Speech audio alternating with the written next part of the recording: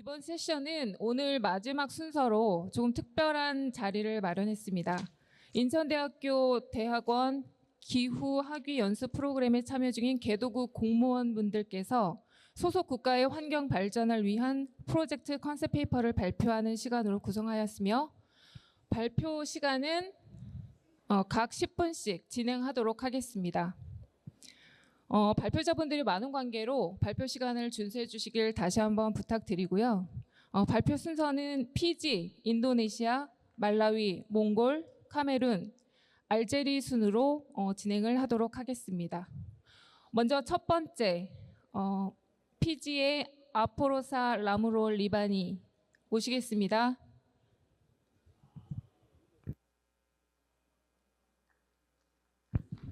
네, 박수로 맞아주시기 바랍니다.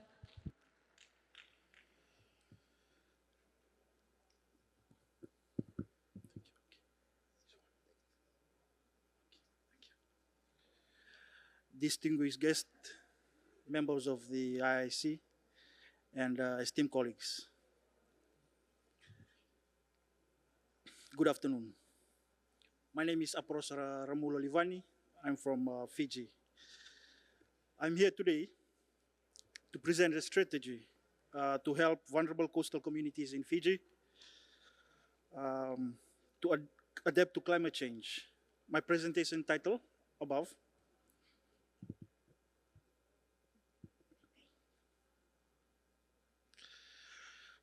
This project focuses on restoring mangroves to protect against erosion and sea level rise, and empowering women to increase their resilience and contribute to sustainable development. So the project outline for my project is as follows. We have the project concept, the idea, project overview, the project framework, the project output, the activities, and the budget, the project implementation structure, and the project schedule. So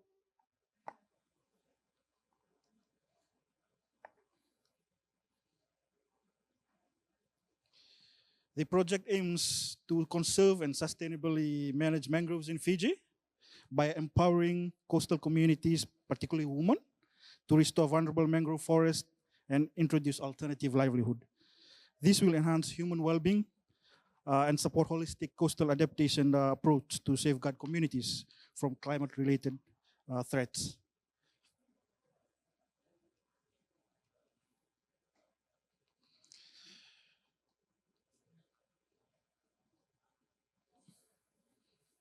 This project will be implemented over 5 years, from 2026 to 2030, with a budget of $7,089,545 US.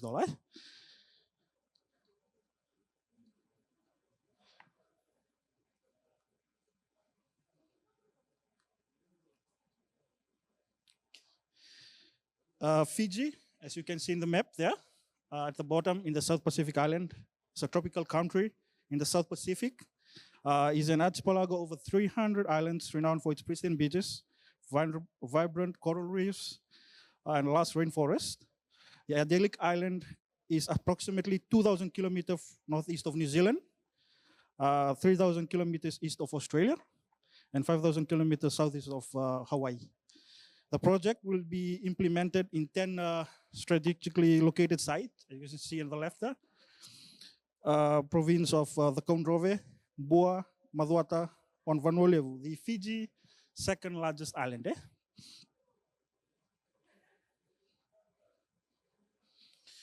The project directly benefits 3,000 coastal households and women groups by restoring vulnerable mangrove forests, aligning with several key Fijian policies, including the Forest Policy 2007, the National Biodiversity Strategy and Action Plan 2020 to 2025, the National Climate Change Policy 2018 and 2030, and the Fiji Low Emission Development Strategy. These are the policy surrounding this project concept. The project collaborates with the Ministry of Forestry, the Ministry of Environment, the Ministry of Land, who are the ministries that look after this vulnerable ecosystem.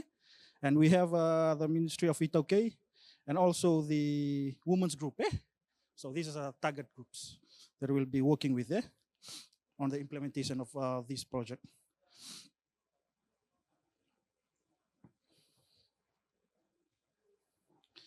So the project justification for intervention. The project is justified by several critical issues.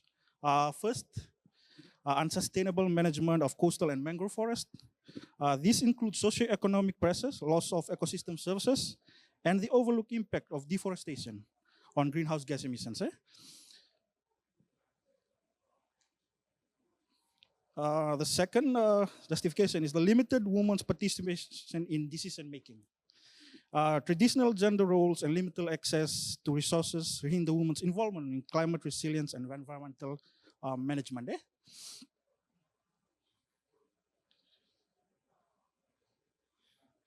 The third critical issue is the sea level rise. This is a major issue that Fiji is facing right now.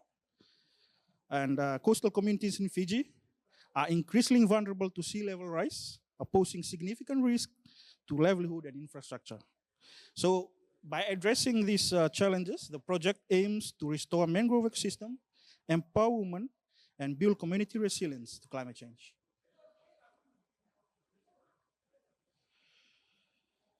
The project has 4 main outputs. Output 1 focuses on empowering communities through training and awareness campaigns with a budget of $560,425.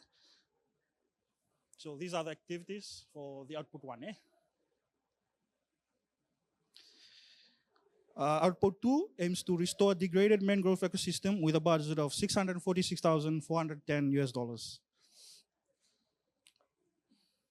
So these are all the activities from 2.1 to 2.6. Will be covered under output 2. So this is one of the activity under the output 2 that will be done for the whole 10 communities, coastal communities.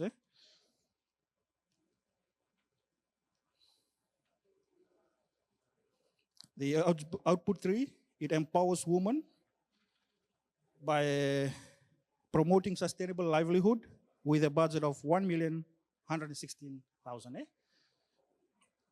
So one of the activities is the installation of home biogas digester for the 10 women groups in the 10 communities.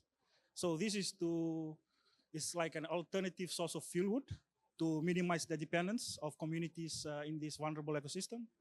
And this will be used by the women groups in the 10 communities. The output 4, strengthen community resilience to natural disasters with a budget of $3,686,710. So this budget also includes, so this is it's an activity under output 4. This is called nature-based seawall. It's also called a green-gray infrastructure. It's a mixture of mangroves, boulders, rocks with vetiver grass, without using a full cement. And it's cost effective. It can be used easily. So this is another activity. It's a Category 5 tropical cyclone proof community hall. So these 10 communities are far away from cities or nearby towns. And this is a tropical cyclone proof community where they can shelter. And this will be constructed in 10 communities. So the last output is the project management. It's a budget of project personal staff, capital items, and miscellaneous national management. The cost of total cost of the project 7 million.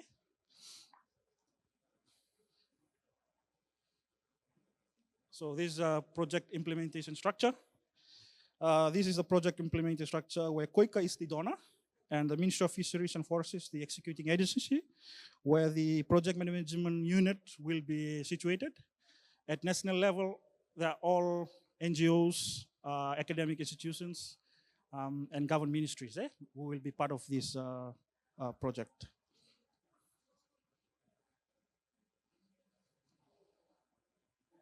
So this is the project schedule for the 5 years. 감사합니다. Nakan, thank you.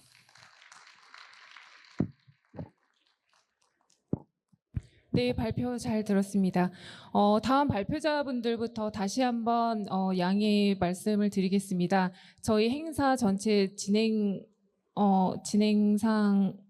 저희가 시간을 길게 드릴 수가 없어서 발표 시간 10분을 꼭 준수해 주시기를 다시 한번 부탁드리겠습니다. 예, 다음 발표자 모시겠습니다. 인도네시아의 데시 하디아니타. 박수로 맞아주시기 바랍니다.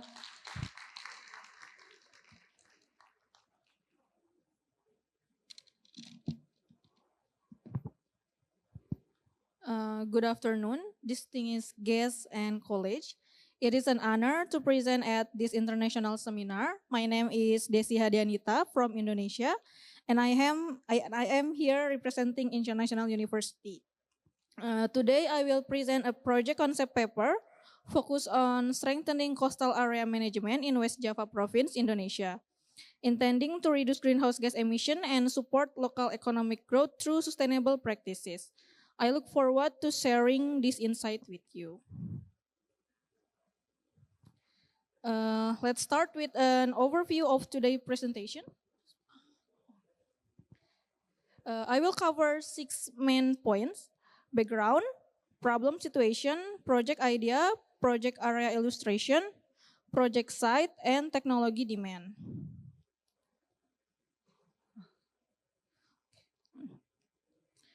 Indonesia faces significant climate change risks, particularly along its coastal zones. Based on the Coastal Vulnerability Index from 2020, around 159 cities and regencies are classified as high-risk area. Without policy intervention, projected economic losses could reach up to 544 trillion rupiah, with 408 trillion rupiah specifically from sea and coastal area. So the focus of this project is on West Java in Subang and Cirebon regencies.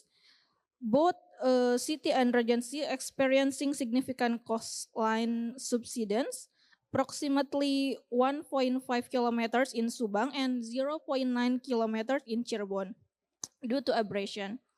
We are also facing severe mangrove damage and pollution challenge from waste and industrial wastewater. So the primary objective of this project are to reduce greenhouse gas emission and improve the economic coastal communities by implementing integrated coastal management. This project has a 5-year duration from 2026 to 2030 with a budget of 6.5 million US dollar provided by government of Korea and Indonesia. The location of the project will be in Subang and Cirebon Regency coastal area, with the beneficiary target being 32 villages. And to achieve this objective, our project includes 4 main components. First is capacity building. This involves training local communities and organizations on circular economy practices and carbon loss calculation, encouraging sustainable habits and community-driven conservation efforts. Second is mangrove restoration. Our approach includes mangrove planting, mangrove-based ecotourism, and silvofishery development, which combine forestry and fish farming. Third is master plan. We are designing an integrated coastal area management plan, focusing on waste management to mitigate pollution in this area. And four is construction and equipment. This includes establishing silvofishery areas, mangrove seeding facility, and waste management resources.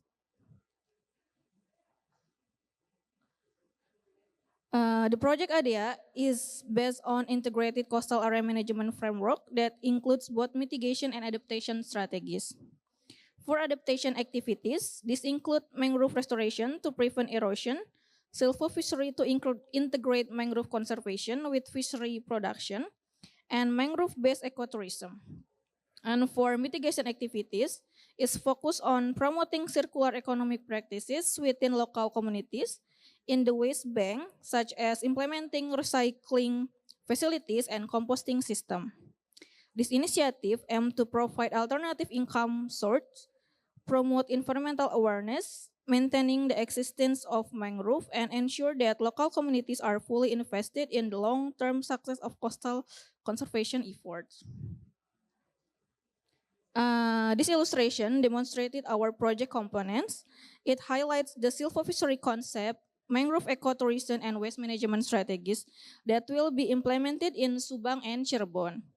Each component is designed to support local livelihoods, enhance resilience, and protect coastal ecosystem. To address this challenge, the project demands specific technologies such as plastic shredding machine and organic waste management system for recycling and waste reduction, silvofishery facilities for sustainable aquaculture and carbon sequestration, and carbon loss calculation equipment for tracking carbon absorption through mangrove restoration. These technologies are essential for achieving the project sustainability goals, ensuring that we maximize the environmental and economic benefit of coastal management. We've selected 2 target sites in West Java. I already said before, like Subang Regency. It covers 4 sub-districts with 12 villages, while Cirebon Regency includes 5 sub-districts with 20 villages. Both sites have been selected due to their high vulnerability to climate impact and the need for immediate action to prevent further environmental degradation. And this is an example of overall activities that have already been implemented in several areas in West Java, in Indonesia, sorry. In conclusion, this project serves as a model for community-driven integrated coastal area management that support both environmental and economic sustainability. We are hope that this approach will set an example for a similar region facing climate-related challenge. Thank you very much for your attention.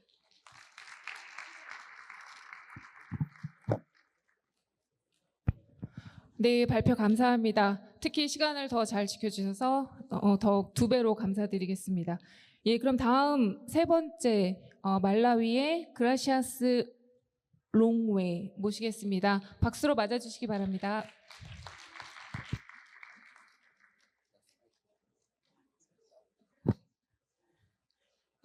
Good evening, everyone. As you have heard, my name is Gracious Longwe from Malawi. I'll be presenting a concept, utilizing communal wooded area and protection, a climate resilience and agriculture sustainable initiative in Malawi. This is what we are going to do. We are going to look at the project background, project idea, project site, the technological demand, and then the personal information where need arises. The project objective is to make sure that we enhance sustainable agriculture, climate resiliency, and economic empowerment in Malawi. This project is intended for 5 years, from 2025 to 2029. And then the project budget is 7.510 million US dollars, which is going to be funded by Korea government and the Malawi government. And the project site is actually in Alikule zone. Why is it that we identified this project? Considering the adverse impact of climate change, we thought it wise to address the challenge. And then also for the focus is on mitigating the impact of climate change by introducing sustainable practices, and also considering the gender equality analysis. You know that we have usually women who are vulnerable and also the youth, so we have to consider them. What is it that we want to build in terms of capacity building? It's to do with the innovation and the promoting climate smart agriculture. If you can see from the project background, at the middle there we see deforestation. In Malawi, we have a great challenge where so many people cut down trees. And to the right-hand side, you can see that we have lost about 20% of our trees which is quite worrisome as of now. We're just remaining with the 79.5% from the year 2002 to 2023. If we don't address the issue, then it's going to be a great challenge. Why is it that people are cutting down trees like that? One of the reasons is poverty. What they usually do is that they cut down trees and then they use it to produce charcoal and then to feed their families. But as they are doing this, they are leaving our land bare. It is affecting soil erosion, landslide, and at the same time, we are experiencing drying up of land. And then we have got issues to do with the adverse weather, floods, whatsoever, that's the disasters that we have been experiencing of recent. So what can we do? So we are saying if we can be able to enhance the bamboo value chain by implementing advanced technologies and practices to restore and conserve plantations for climate resilience and sustainable agriculture. So it means we'll be able to restore the land that is bare as of now by using the bamboos, and that also we can be able to introduce new plantations. And then we can see that bamboos are of value. What are the values of the bamboos? When you look at environmental sustainability, it can improve carbon sequestration. It can also improve soil biodiversity, conservation, and soil erosion control. Not only that, bamboo, if we put it at the center, you will see that bamboo can increase agricultural productivity and reduce dependency on external inputs. Bamboos can be used as pest controls. Bamboos can be used to provide soil cover in agriculture. And then in terms of food security, improve food security, because we are not just going to utilize bamboos only, but inside the chain where we have built the plantations, we are also going to have bananas. So there's going to be improved security and improved likelihood. And then what about for the community? We are going to enhance community resiliency and also strengthen local government. And then what are the components that we are going to have? We are going to have the area assessment. In the area assessment, we have to identify and map the potential sites where we have to have these plantations, because we have already said we are going to have bamboos and bananas. And then we are going to have capacity building, train the people in terms of the technology that we are intending to introduce, in terms of the smart climate smart agriculture that we intend to introduce. People have to be trained. How can they be able to produce bananas for their food, also for the market. And then we are going to have site establishment where we will be able to procure materials and then make sure that we have enough land that is for the smart agriculture. And then we should be able to distribute all the agriculture goods that are available to the people. And then we need to have the market leakage, as we know that our technology will demand that we sell to the people what we are going to be producing from this. And at the end, we should be able to look at monitoring evaluation, determine the impact of our project. What's our technological demand? As we have already seen that bamboos are of great value. You can utilize bamboos in so many things. To your left-hand side, you can see that bamboos can be used to produce all that we have there. And then the bamboos can be used for food together with the bananas. But as we are doing that, as we are providing food to the people, as you are providing furniture, as you are providing agricultural items for carrying things, you are going to have waste, and those wastes can be utilized. How can we utilize those wastes? We can utilize them by making briquettes. So bamboo and banana wastes are very good, can produce very good briquettes, because they usually have high energy intensity. And then, so what's the technology? We have the waste there, and then we have the grinder there, and then to bring the bamboos, to crush them, and then we dry them. We have the dryer there, and then from there we start producing the briquettes, which we end up having decarbonized and also the charcoal available. And then the briquettes can be applied for heating, can be applied in our electricity. So that's our project site. That's to the left is the map of Africa, and then at the middle is the map of Malawi. And then the implementation area is in Lilongwe, which is a Nalikule College of Education, which is in the traditional authority. We usually use TAs such as Chimutu, Mazengera, Sabango, and Kalumbo. I thank you very much for your attention. Zikomo Kwambiri. 네, 발표 감사합니다. 그라시아스. 예, 다음 순서로 필리핀의 주리베 라치카 모시겠습니다. 박수 부탁드리겠습니다.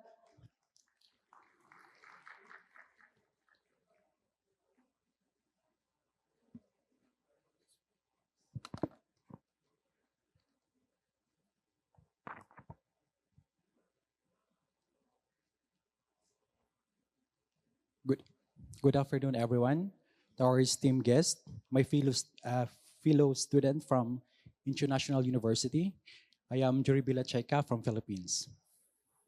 This time, I'm going to present my project concept paper entitled Strengthening Cassava Value Chain Through Enhancing its Technology in Bukidnon, Philippines. This is the flow of my presentation. For the background, cassava in northern Mindanao considered as a industrial and food for us Filipinos in South Philippines. This is divided into two: the granules, which is used for the feeds for animals. Second is for cassava starch, which is used for food. Northern Mindanao, actually, which is the region 10, is the highest among all regions. Philippines consists 17 region, but region 10 is the number 1 as to cassava production in whole country.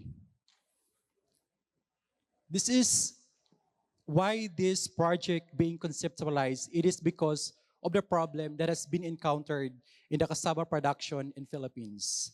First, we have still poor mechanization. In short, we are still doing manual inland preparation. Second, it is because of climate change. We always encounter, we have been encountered the infestation of pests and diseases. This is because of the climate change, like change of temperature, extreme temperature. In fact, province of Bukidnon still in the quarantine issued by Bureau of Plant Industry, wherein the province of Bukidnon is not allowed to transport planting materials outside from the province of Bukidnon, which is greatly affect the lives of the farmers in Bukidnon. Second, for harvesting, we still doing manual harvest.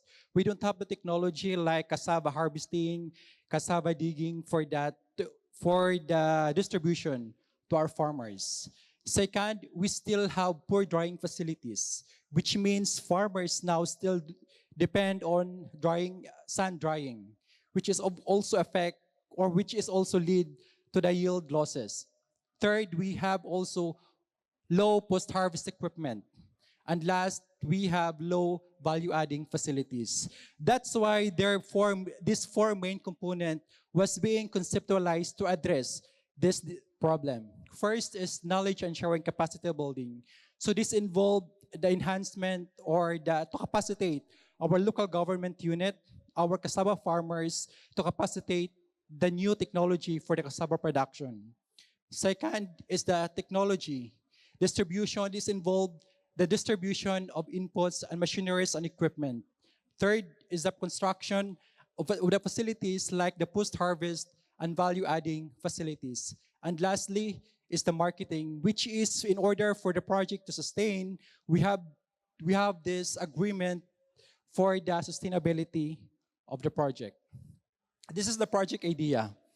First, we have this courtesy call to the province of Bukidnon, because in Philippines, we have this local government code wherein the province has their authority to issue some circular order to protect their farmers from national agency. Then it's because of this local government, so their governor or mayor, they can issue their memorandum or circular order for the farmers.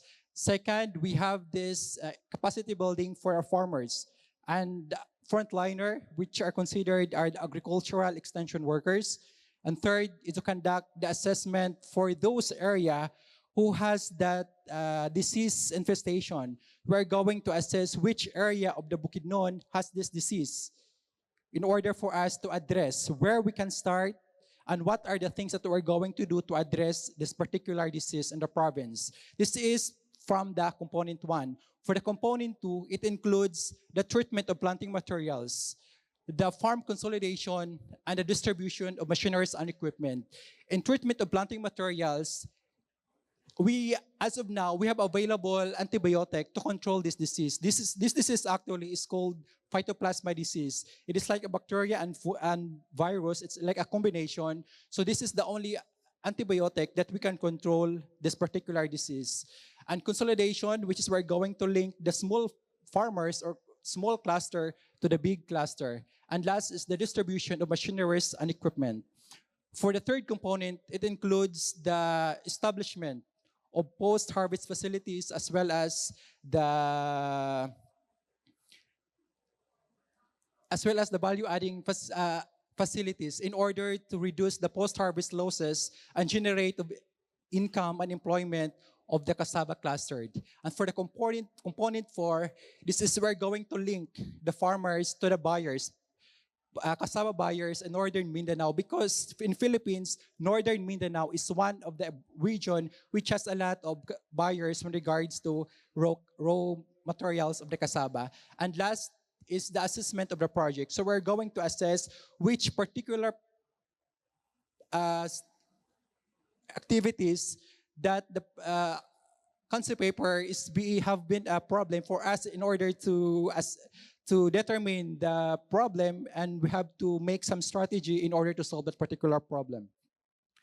However, this project idea highly emphasized the consolidation between the small cluster with big cluster in order to sustain this project for the province of Bukidnon. This is the project site. This is the map of the Philippines, map of Northern Mindanao, and this one, the green one, is the map of Bukidnon. Bukidnon actually is one of the biggest province in Philippines, where in Philippines, we have like 87 provinces, I guess. Then Philippines, I think, Bukidnon, I think, is number 2 and number 3 among all provinces in Philippines. Now for technology demand, so in order to solve those problems, we have this technology demand, which is necessary for the provision to distribute to our farmers. We have this fertilizers, the farm tractor, the hauling truck, this cassava harvester and planter, which is as of now, only the rich farmer, like Northern Philippines, own this kind of technology for their cassava production. So the outcome of this technology, we are able to reduce the labor requirement while increase cassava production from 26.55 metric tons per hectare to 30 metric tons per hectare using simulation method. Another is the construction of post-harvest and value-adding facilities. So this is the post-harvest that we are trying to obtain, as well as these value-adding facilities. So if ever these two construction will be realized, the outcome of this is to reduce the post-harvest losses from 7.47%, because as of now, based on the Ministry of Agriculture, the post-harvest losses of the cassava production in Philippines, we have 7.45%. So if ever this two construction is being established, we will be able to reduce its post-harvest losses to 5.28%, while reducing labor requirement on post-harvest practices and generate employment for value-adding activities. And I think that's it for my presentation, and good afternoon. 감사합니다.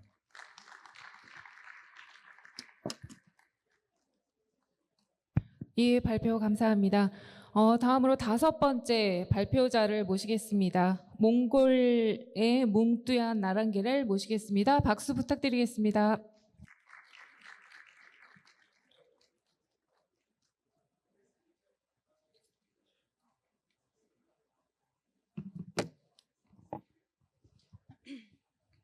Hello, everyone. Honorable guests, professors, the assistants, good afternoon. My name is Narangirl from Mongolia. It's honor to present for you. This is my PCP topic, enhancing air quality monitoring in Irne City. This slide contains slide for actually we have 8 contents. Okay. Okay. This is for project scope. In city, 6 economic sectors are active in city, of which mining and processing are the main drivers of the region's economy. Also, in the city, like the economic livelihood of this city. Also, this city located very dry and cold climate zone. Also, it's located because it's a low-lying area, and there is a lot of precipitation for summer, and for winter it's less windy. Actually, currently there are 2 air quality monitoring stations. This slide for project area. First picture, it's a geographic of Mongolia. Second part of picture, it's this These 2 part of this big area, its source area of white dust covers an area of 1,200 hectares. And this fine quartz white sand is emitted into the air from an area of 800 hectares. My project purpose is the most pressing environmental issues, improving urban air quality management. So that's why we now focusing on increasing number of air quality stations and necessary to control flow of white dust. So actually, we have 3 targets of the importance of effective air quality monitoring. First one, public health. Second one, environmental sustainability. Second one, informed decision making. Because its current system struggles to provide real-time or near real-time data, limiting the ability to respond effectively to accurate air pollution events. This slide shows current situation of Irnet area. We have 3 pictures. First one, it's general scan after the rain. It's like West Dam area. Second picture, it's visibility in kilometer moment. Last picture, scan of white dust spreading through the air. Currently, West Dam is 1,300 meters high. It's planned to use the sand accumulation fund up to 1,320 meters. It means that the height of the dam will reach 20 meters. Actually, it's estimated that the tailing pool will be full in 15 to 70 years. The 2 graphic shows, first graphic contents of N of 2 and S of 2.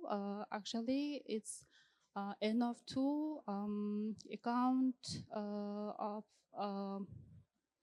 much more than 90%. It's main element of air pollutant in Irne city. Second graphic, it's 2022 and 2023 cold season concentration of PM 2.5 particles in the air of the Irne city, mostly years, January, February, November. It happened like most high pollution days happened to this area. So we have 3 challenges in Irne city. First one, industrial emissions. Because Irne city booming cover mining and processing industries contribute to increased particulate matter and other air pollutants. Second challenge, it's vehicular pollution.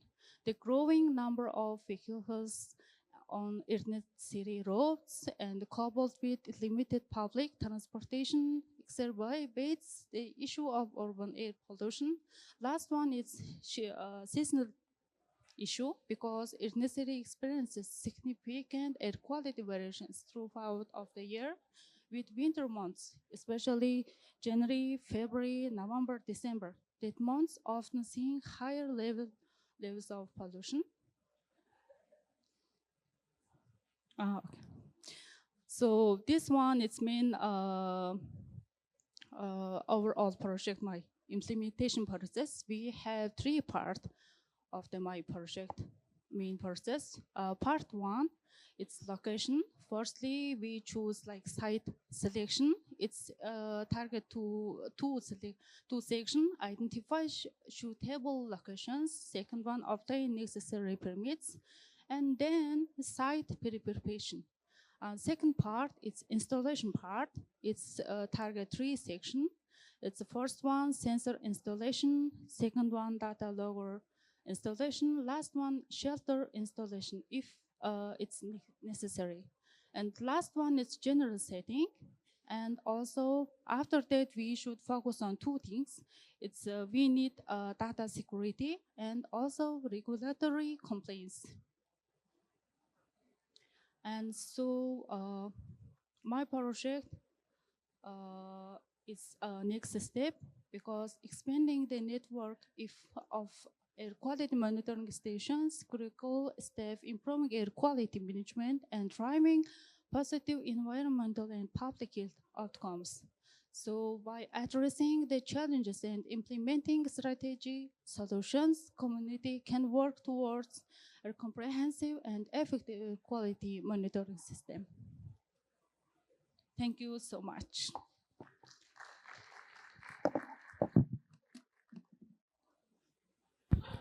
네, 감사합니다. 이어서 카메룬의 은가이 주두 큰 박수 함께 모시겠습니다.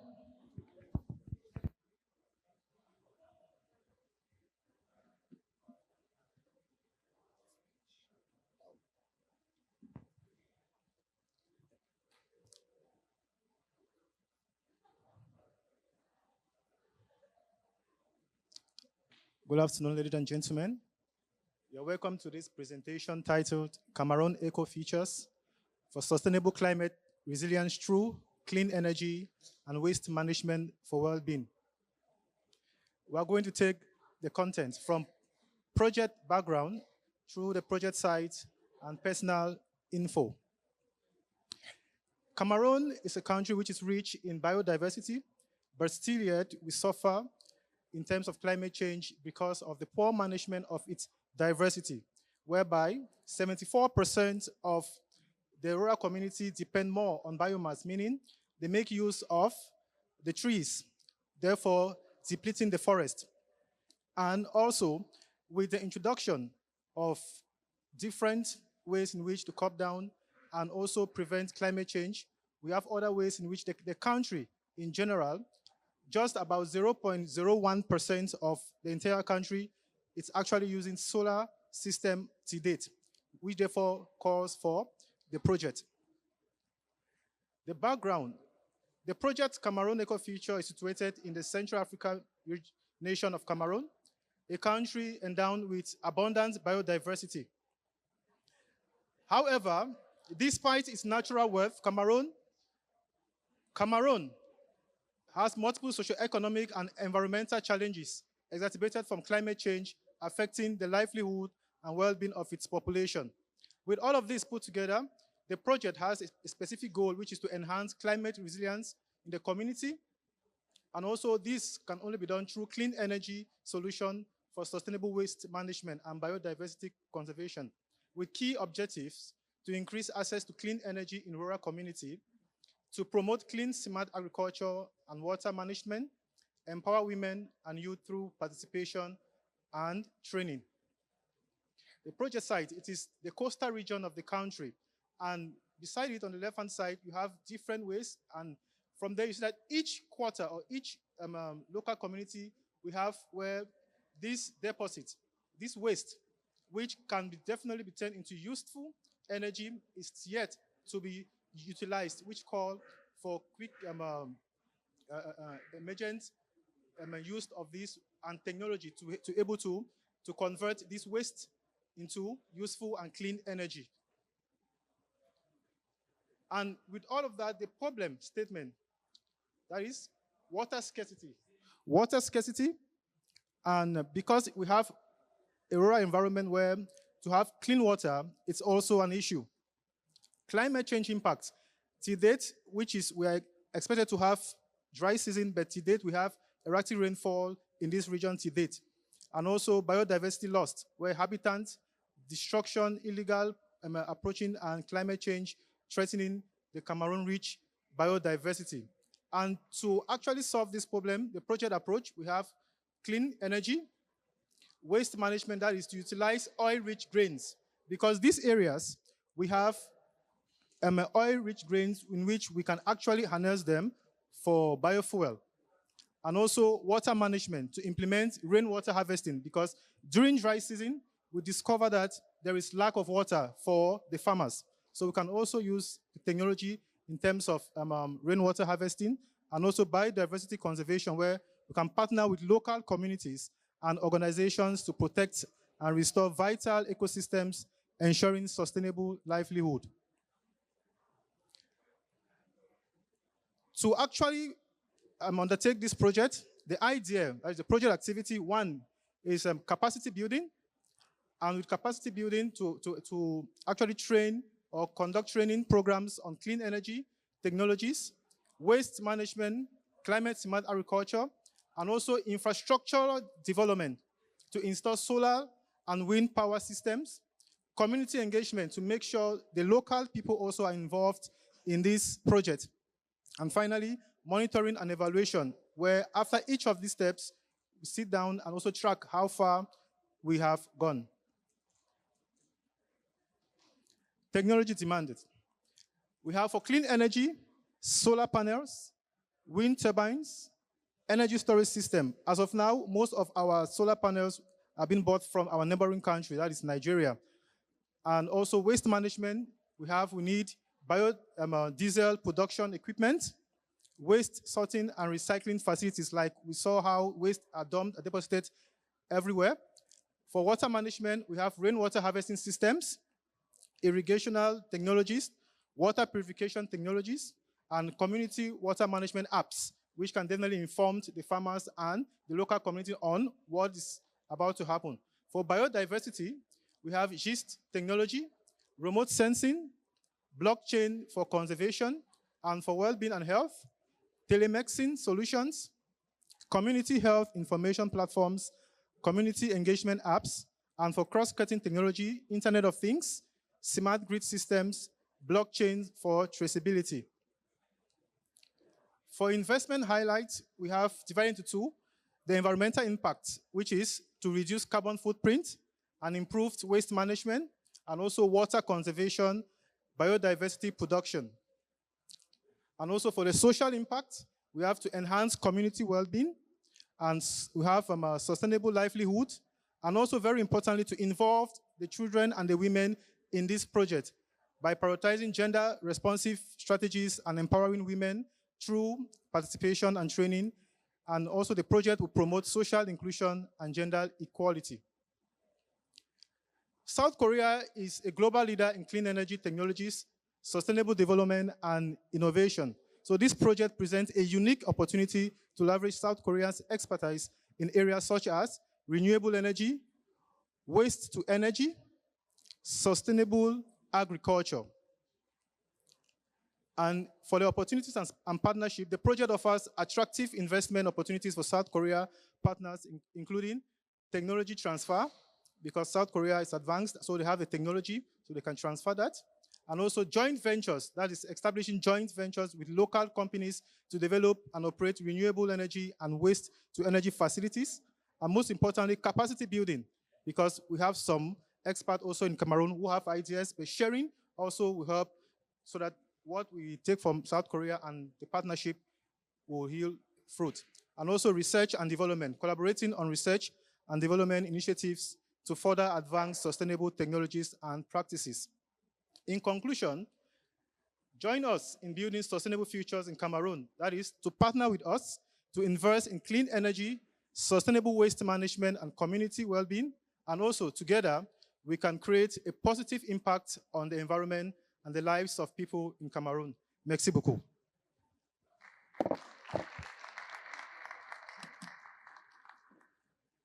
네, 발표 감사합니다. 가장 오랜 시간 기다리셨을 것 같은데요. 마지막 발표자 모시겠습니다. 알제리의 아데로프 보간도라 큰 박수로 맞이해 주시기 바랍니다.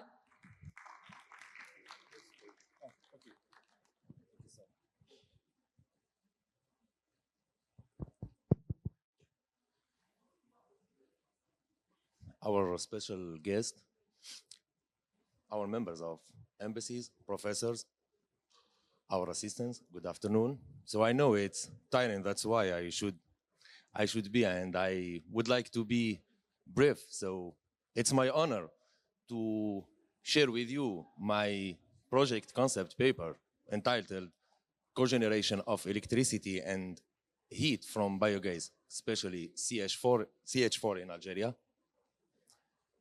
So this is the contents. We will start by project background, project idea, project site, technology demand, action plan, and project implementation structure.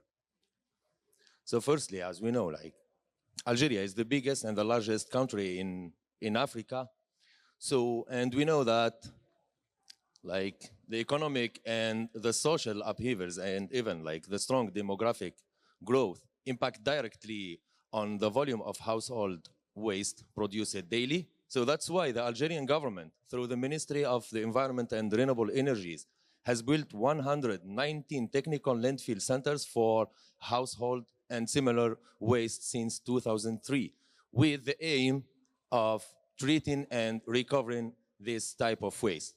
So to this end and through this topic, I have tried to propose an approach to the sustainable management of biogas through the production of energy from methane CH4, like notably CH4, that makes it possible to firstly like reduce the greenhouse gas emission, notably CH4 and CO2.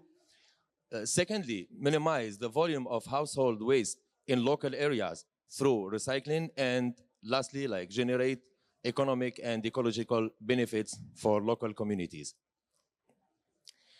For the project idea, we know like cogeneration, or we can call it like CHP, combined heat and power, refers to the combined production of electrical and thermal energy, like electricity and heat. So in contrast to separate production,